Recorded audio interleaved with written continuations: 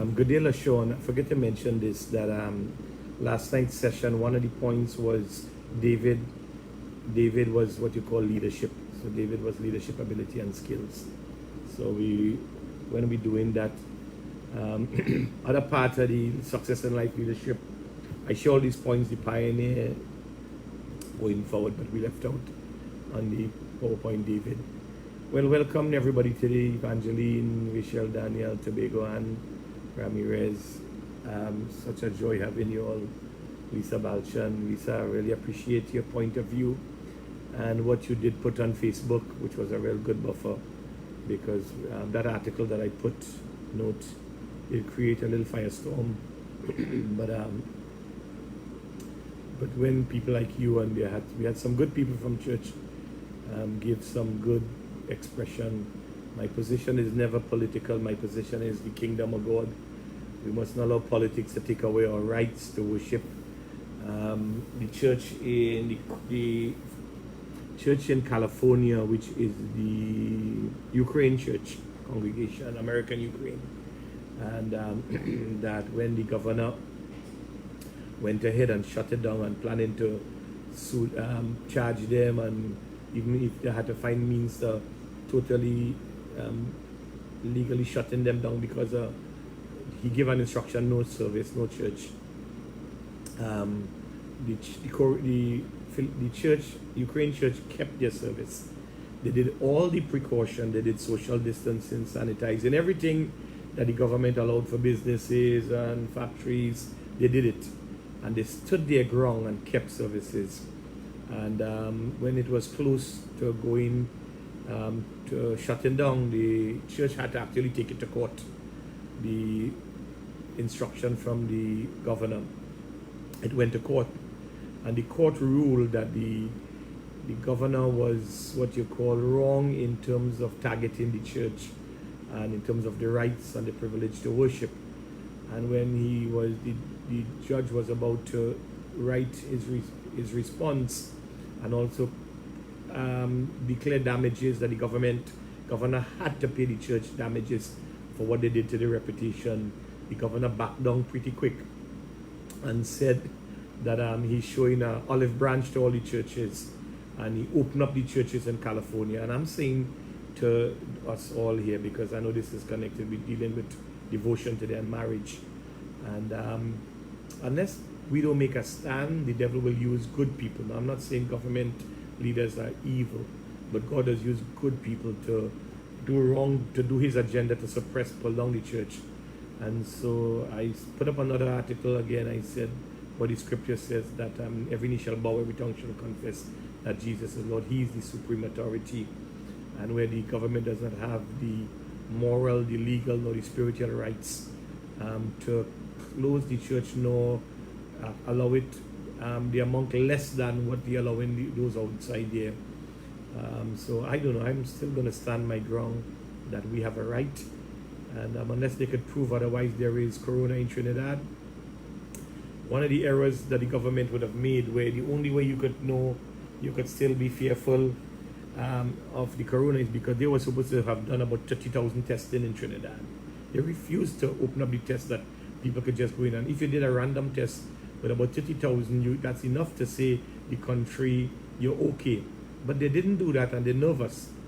But we have to stand up and not allow the negligence or the irresponsibility of any government or any CMO, because it was his responsibility to test the population like they did in other jurisdictions, and to make sure that the corona for sure isn't there. So we will take all the safeguard, and I want to encourage that we have to prepare for church opening up, and I am putting up some plans in place that if we have to open up as a church and do all the social distancing and even have to legally challenge it, we will be prepared to do that as a church.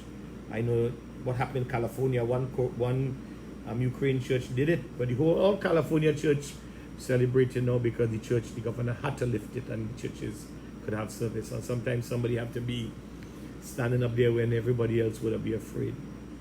Today's an important topic, and I want to talk on the pitfalls, avoiding the pitfalls of marriage. And a lot of times marriages, when it fails, Um, it's easy to blame the partner that you're married to, but one must understand that you went into the marriage with a lot of facts, not fiction, facts, and you thought to yourself, well, he will change, and maybe he could be different, and God can make a difference. God would not force a man to do what he don't want to do. So I just say everybody that get into a marriage, count the cost, because I do extensive counseling, where we do it with the 7 session. For sure, we will. I could tell you if it have how much red flag, how much yellow flag, and I normally will give the authorization for marriage in our church if I will do the wedding. I am not obligated to do anybody wedding if I know that it's going to crash. It doesn't have you will suffer abuse and disappointment. I don't want to be a signatory to your misery, and so until that, I don't think that the compatibility assessment and the critical analysis is reading right, that we should not. And so now we're dealing with marriages that do have problems. And you already made the decision, you get married. There's no reason to get out of the marriage now. What you have to do is learn from your errors of your mistakes and say, Lord, give me wisdom, give me instruction, and help me that I could deal with this so it doesn't stress me out. Or, Lord, intervene and help my spouse. So these are some of the things that we want to look at today. And so as I prepare, I trust that you all are logged on. Let me just share this so that more people could get on again. That we could look at. Just give me 1 second. I know I'm delaying, but hello, welcome, David Gomez. David Gomez, Kurt, welcome. Appreciate you looking at it.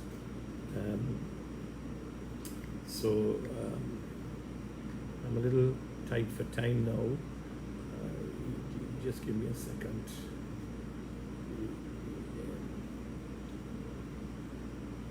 Alright, I'm still trying to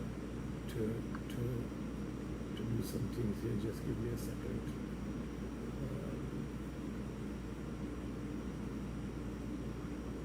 Hallelujah. Praise God. Thank you, Jesus. God is good. I'm still trying to. I know folks are still locking on, but I'm going to be starting give me a minute. I don't know what is happening here, but I'll get it right. Right, I'm getting through now. So I do apologize for this little delay.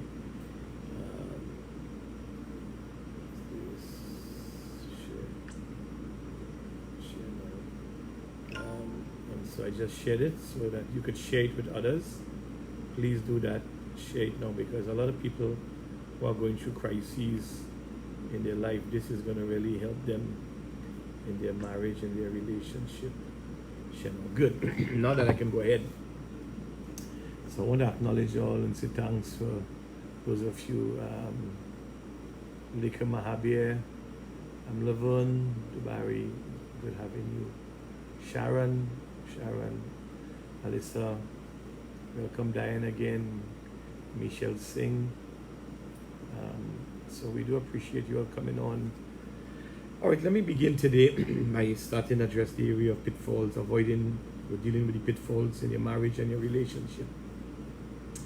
When you look at God's first order of business in terms of creation was to establish, after creating everything, was to establish a marriage. A marriage is what you call a family-run operation, where you bring the family together, husband, wife, and children, so they could fulfill the purpose, and also not just fulfill the purpose, but they could bring joy and happiness and companionship and to your life on earth.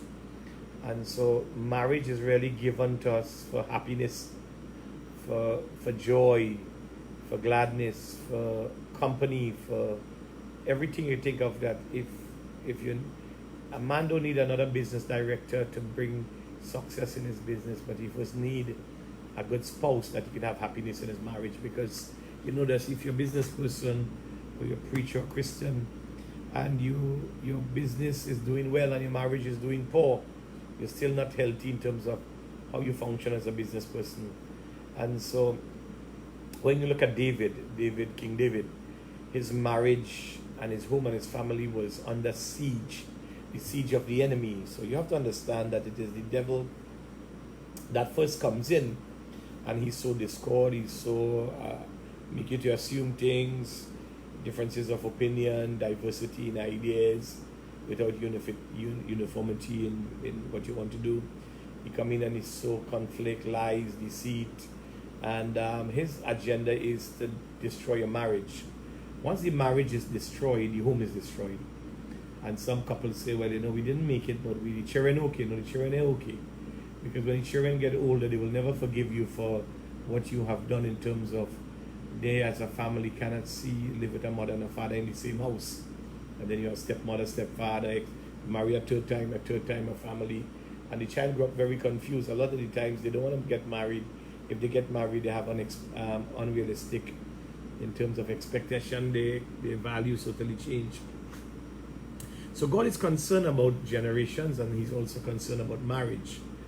And I want us to look at some things, immature love and its emotion. But before we go there, when you get some time, read 1 Peter 3, 1 to 13. And so that's the basis, the foundation for what I'm sharing. 1 Peter 3, 1 to 13. And immature love and emotion. Some people can get married, but they're still immature.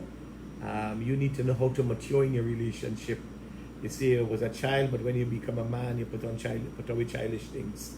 People don't marry a girl, they marry a woman. And so a woman must, before you marry her, you must look for certain level of maturity, responsibility, the type of love and care and affection. If that person wasn't loved, hardly likely they would know how to love. If that person was abused, most likely they would treat you, act as like an abused person in that relationship. If that person didn't understand and were taught good values, they expect values. And if that person didn't have good home upbringing, to know roles and responsibility, they would come in to think it's just sex, love, happiness, pleasure, but they didn't realize it's more than that. So it is important that you observe all these things before you do get married. And I know that there are some mothers when they're glad to get the son or the daughter married, but when your son or your daughter getting married, tell the spouse to be the truth about your child. They're lazy, tell them they're lazy. Tell them they're disrespectful to you. Be open, because whatever they do to you, believe you me, they're going to do it to the partner. And so there are some things essential to relating when you're looking at immature love and its emotion. One, jealousy. There's a lot of couples who just got married, early in their marriage, they fall in love, everything going good, they can't do without each other. But the minute they settle into house, the jealousy come in. And it's all right to have a little bit of jealousy because you want to, that is yours, and getting to know. But to be jealous to the place of control, to be jealous to the place of where you have to put camera and you have to backtrack and look and use all kind of investigators. If you're marrying somebody that think you have to do that, then don't marry them. Find out all that before. Because that spirit of jealousy, that person don't have to be a person who doing any wrong thing, but because you have insecurities. And because of your own insecurities, that you think that person will do what you think everybody doing. So immature marriage and love, the emotion is going to be jealous. And the jealous is fear, or the fear of losing someone that you value. So now that you feel that you will lose that someone that you value, jealousy could be taking place. And I'll come to that place later, is that every spouse must not treat people who are friends better than how you treat a spouse. When the friends come around, you give them everything to drink, to eat, you treat them real nice, you talk to them real sweet. And the minute the friends go away, you start becoming boisterous and aggressive and a harsh tone of voice. You need to know that you have to treat your spouse really well, better than a friend. And so that jealousy must not exist. You have to deal with that. The second thing is envy. Envy that in a marriage, that you see how the other person's husband is, and you think yours should be like that to the other person's wife, and you think that person there should be like that. No two parties are the same. Don't ever compare your spouse with another person's spouse, because they may have some strength one way, but liabilities the next way. So there is no perfect spouse, but there is the balancing act. You have to begin to look at all the good you're getting, and let God help you and wisdom to apply that you could deal with the others. But that's that envy in terms of that relationship, to possess what someone else have. And don't run with the Joneses. In your marriage, you couldn't afford a 52-inch screen TV. Don't push yourself in because everybody have it. And you think your wife will love you more for that. Or if you spend all these extra things to give because everybody have it. So deal with that area of jealousy, envy. The third area is anger. Immature love and emotion. You cannot say I love that person and be angry enough to want to kill them or hate. You know, I can understand you get vexed for something, but oh Lord, don't live with that now. Say how you feel and go back loving, and deal with that area of anger. And anger is what you call an inner turmoil and frustration that you cannot control. All right, and especially when circumstances are being blocked, or you cannot control people or the circumstances. God never gave you a spouse so you can control them, you know. God gave you a spouse so that you could influence them. And no home must be under control, that if you don't say what I say and do what I do, I'm the man in the house. You must be a man out of influence and not out of control. Two parties are working now. The woman have two type of work. She have what you call a job that she does in the secular, and then she come home and have to do all those hard work. And we know they're multitask, so you have to watch that jealousy, envy, and anger. The other one that interferes with marriage, immature love, and its emotion is loneliness. Loneliness is something you have to watch. That you feel lonely when you don't have friends or you don't have family around. So every time you have a spare time, you run into call a family, come online. Or you're running to go down and buy a set of friends online. I am not saying this isn't good, but if you cannot find happiness in the spouse that all you can sit down and enjoy, go for a drive and enjoy, and you feeling lonely in your marriage, you're a poor communicator and you're selfish. Because so one has to guard, and I know a lot of people, I said it last week, when they dating till 2 in the morning, hon, I love you, girl, I love you. I can't do it without you. Get up in the morning, you text. I know people will send poems and all these certain nice lyrics, send songs for your dating partner before you get married. And the day you get married, and that, in fact, that person you're doing all that for, virtual flowers and all quotes and things. And that person you're doing that for, coming up with the understanding, the hope, wow, when we get married, I will be sending all these nice love songs and these beautiful poems and all these things. I will start hearing it, and these kind words. And you will say, honey, don't go to sleep, I'm going to tell you, let me talk. You know, you think all that will continue, only to realize that, listen, man, he stopped sending me poems, he stopped telling me nice things, not getting an email, not saying much, only talking with friends, could spend hours with friends and don't have enough time with you. Of course, every spouse, the husband or the wife, find you spending a lot of time with friends and family more than you is something to be of concern. And so there are some people there to bring laughter, there are some people to bring company, but if your wife is not the joy of your life and she's not the first family that you always want to be, then you're in trouble. So you have to guard against that loneliness. And another one that we have to look at is the area of fear.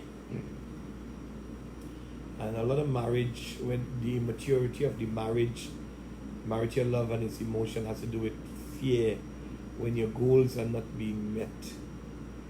Sometimes fear because your wife or your husband will think you are a failure. You ever tell your husband he's a failure and he's a nobody? Show him where his weaknesses are and help him to come out of that. So that fear most people have, they promise the moon and the stars. You know that when you was getting married, you promise the moon and the stars, I will build a palace for you in the oasis in the desert, and I will buy a nice car, and we will do all these, you know. Of course, it's some of the things, you know, you have the cash flow, the job, with the money, but at least if you have faith, God could promote you, He could increase you, He can bless you, and you can have it. But now, don't base your marriage on producing results in terms of her expectation for happiness. And if I didn't have that, I'm living in fear. One has to be careful, set goals that both of you will be comfortable with. If I fail, it means my wife would have failed too, because we are in this together. If she fail, I fail, because we are in this together. So now I want to go a little bit to the needs of a wife. And every husband needs to know this. If you meet your wife's needs, she will be happy and you will be loved more than ever.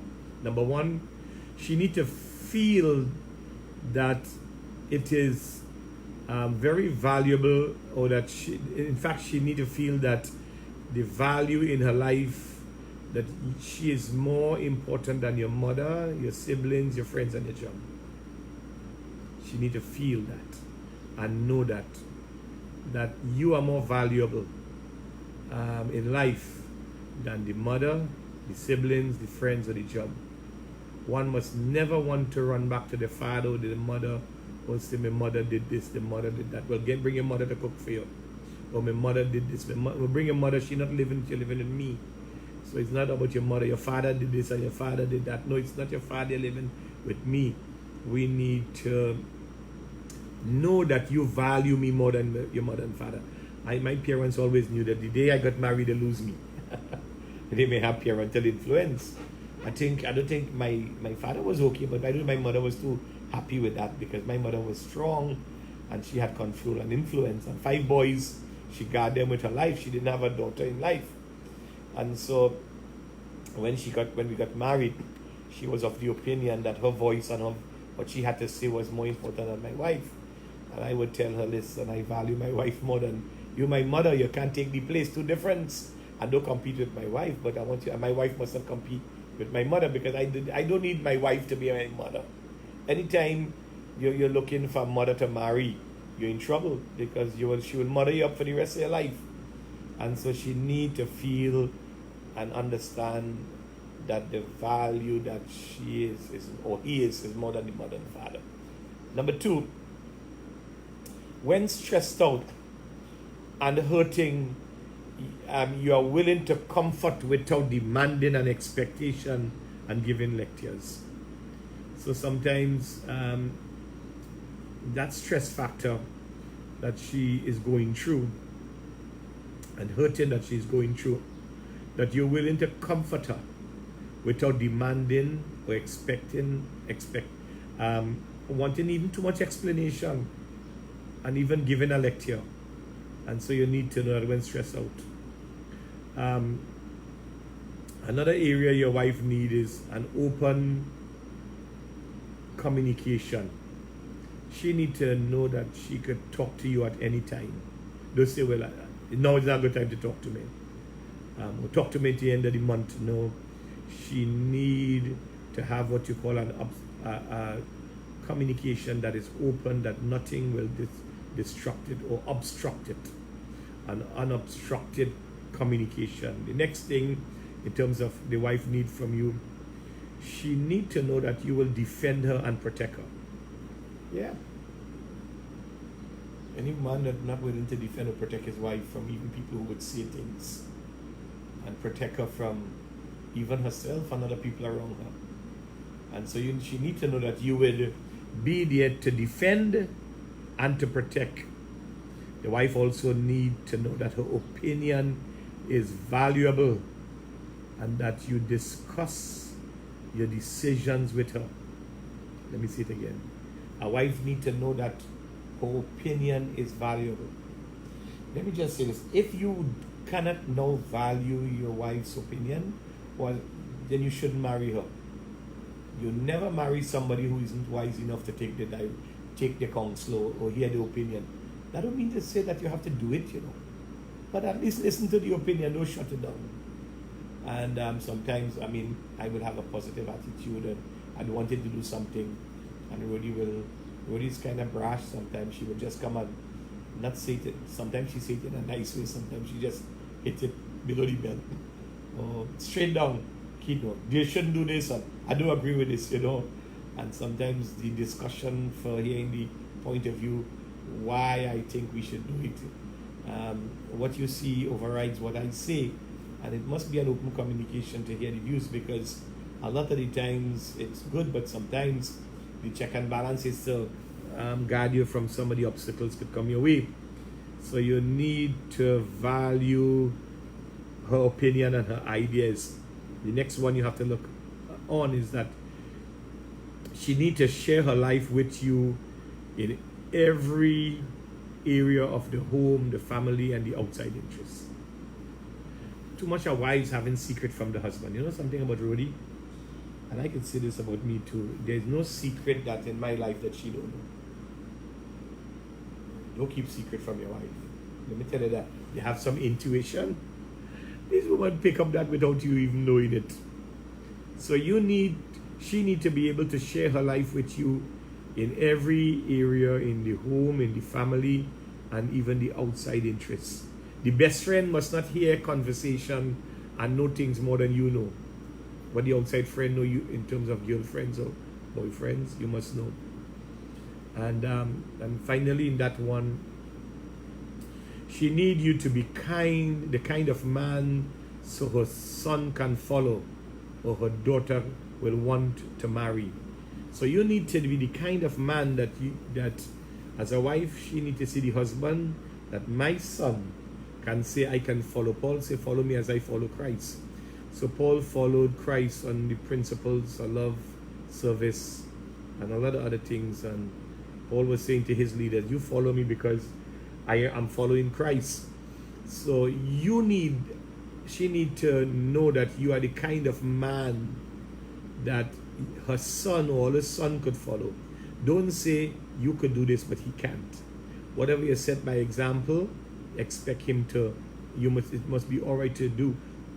And that's what Diane. I know Diane's still looking for a husband like a father, because you want to marry somebody. You want to be able to marry somebody that your daughter could feel proud of, that like your father.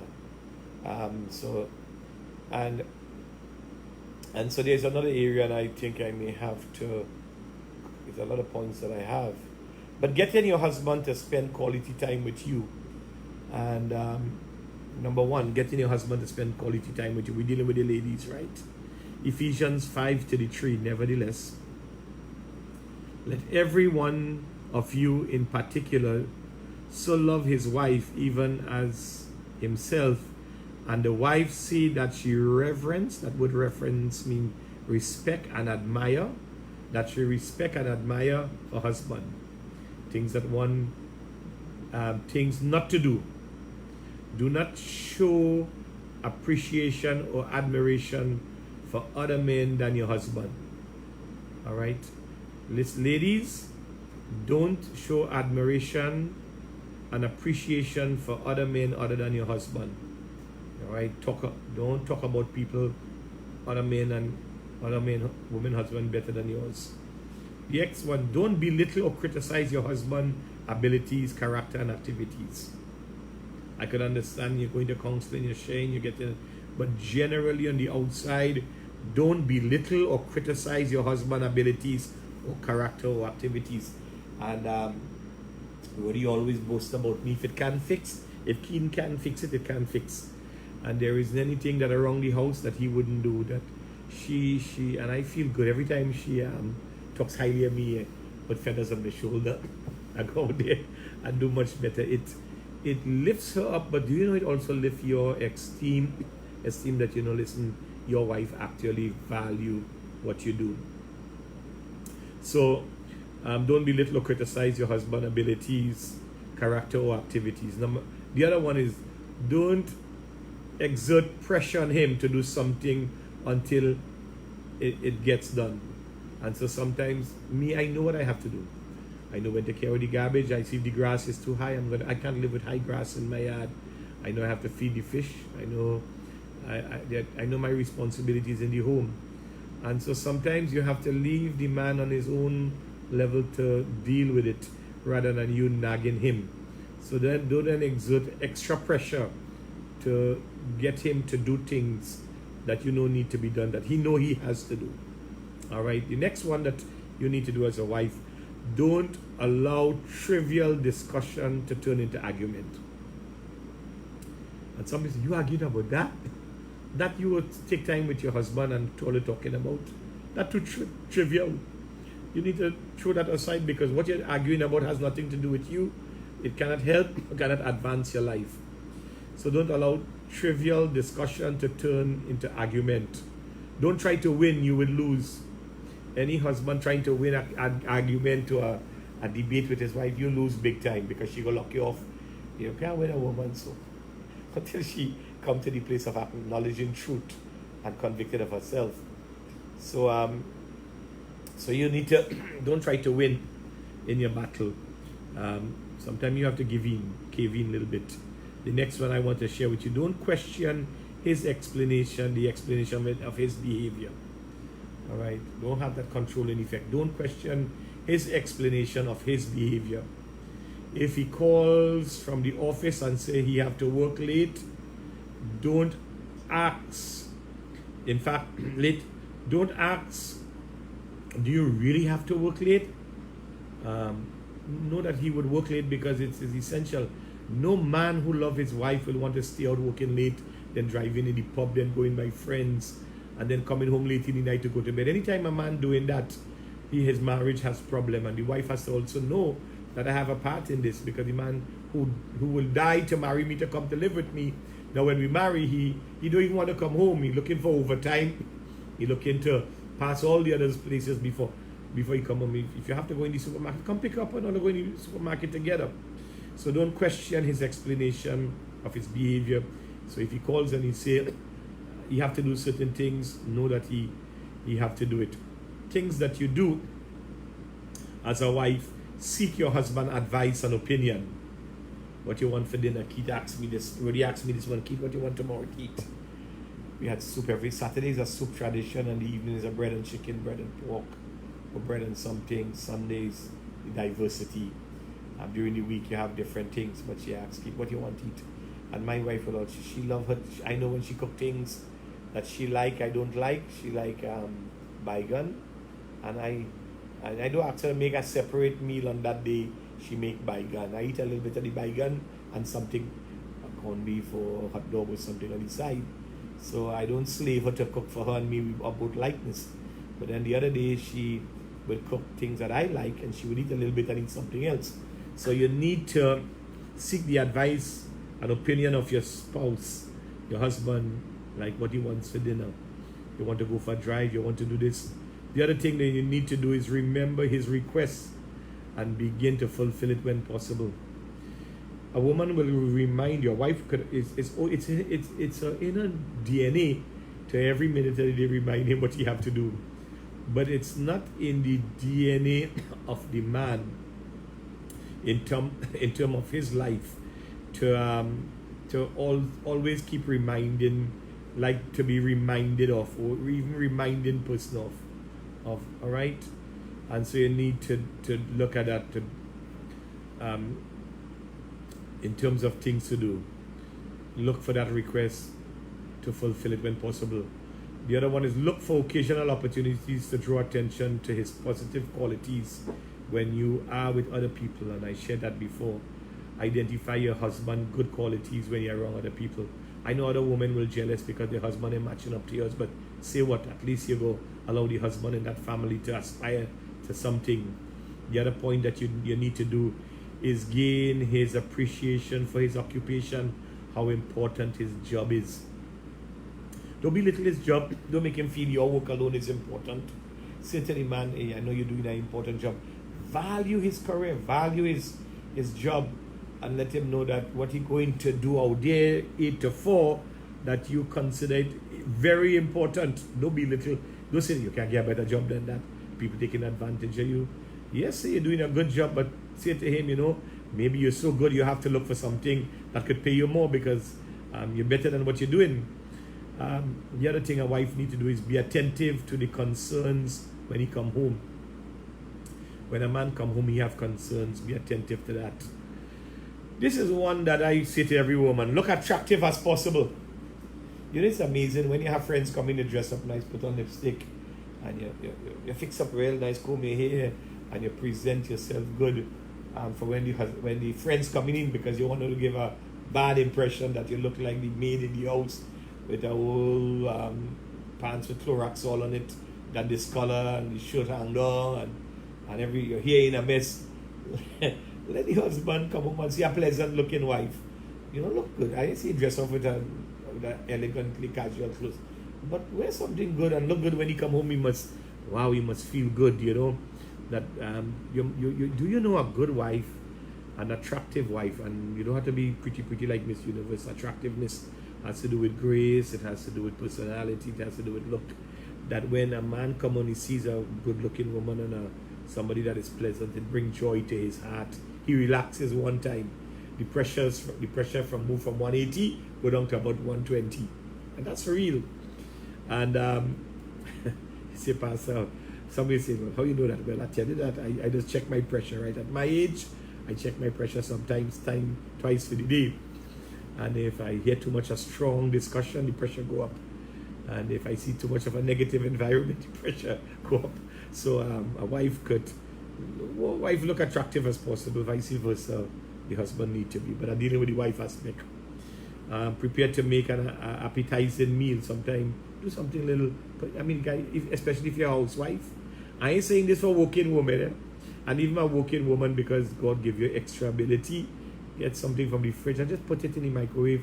A nice little dessert you buy from one of these Price Mart or one of these places or Hilo, and you just hot it and say, "Hon, look, try this. You know, come from work and dinner will be ready in the next hour." And you give him to eat, and before you know it, he come washing wares for you, and he come helping you in the kitchen, you know. So prepare an appetizing meal. The next thing you need to know is show interest and ask questions about his job activities, problems, and achievement. Show that you're concerned. So when you have pressure in life, some men say, well, there are some cases you say leave the pressure home and leave the problems and the job with the problem, but there are some things that's so overwhelming that you either find somebody to talk about it, and you must know that for a short period of time, you can just share the wife, you know, my boss is a real hard boss, it's the pressure you're giving me today. And she will give you a little encouragement. In fact, if you say that, she might be easier on you and somebody work that you have to do. Show interest, ask question about his job, right? And when you're talking to him, listen attentively, focusing your eyes on him. All right. Okay, those are hearing you and you're washing ways. Okay, and you're sweeping the house. You keep talking, you know. One thing about Rhodey, and maybe she'll be on back from Monday. Thanks for all those who have been praying for her. When I have to talk, when Rhodey's telling me something, I must look at her. And she probably watching and knowing that I'm saying the truth. And if while she's talking and I on the computer doing something else, she'll stop talking and she wouldn't say nothing else. But I know I have to look at her because she wants to see the eyes of the man when she's speaking to him. And it's for two reasons. I think it's because she loves me. I know that's no joke. She want to see me love, but she also want to see how attentive I am, and also how much interest do I have in what she has to say. And you could only know it when you look at them. And the final one is don't make him complete with complete the TV dishes, the children, or trying to talk to him, which you don't. Try to make him part of the TV program, the dishes. Don't separate how you deal with him. He's not part of all these things that you're doing.